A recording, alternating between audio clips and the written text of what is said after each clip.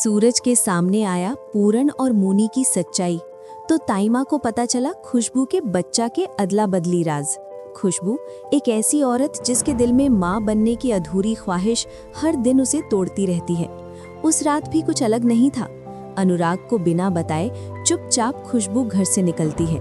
उसने बच्चों को अपने हाथों से बुने स्वेटर में लपेटा, जैसे हर धागे में उसने अपनी ममता बांधती हो।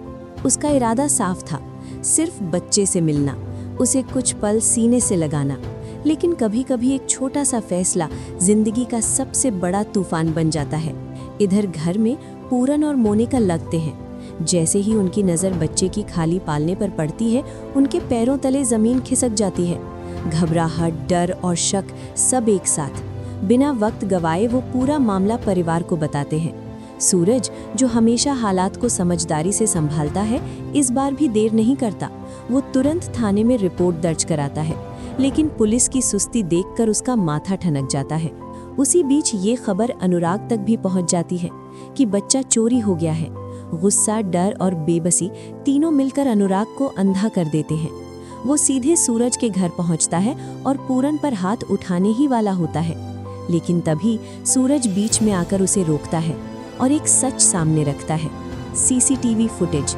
जैसे ही स्क्रीन पर वीडियो चलता है, अनुराग के चेहरे का रंग उड़ जाता है, क्योंकि बच्चे को उठाने वाली कोई और नहीं बल्कि उसकी अपनी पत्नी खुशबू थी। उस पल अनुराग बाहर से शांत दिखता है, लेकिन अंदर ही अंदर तूफान मचा होता है। बिना कुछ कहे वो सीधे खुशबू के पास पहुंचता है। खुशबू ने बच्चे को कुछ दिनों के लिए अपने घर में रखा था।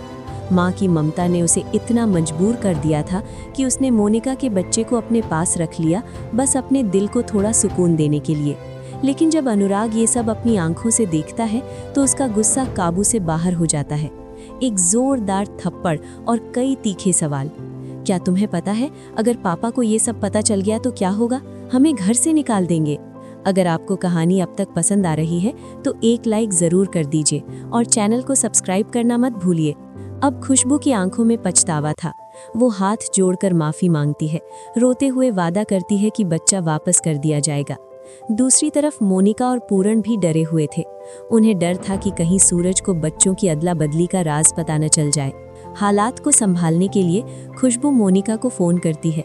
दोनों तय करती हैं कि आधा रास्ता खुशबू तय करेगी और आधा मोनिका। एक सुनसान जगह पर दोनों मिलती हैं। कांपते हाथों से खुशबू बच्चा मोनिका को सौंप देती है।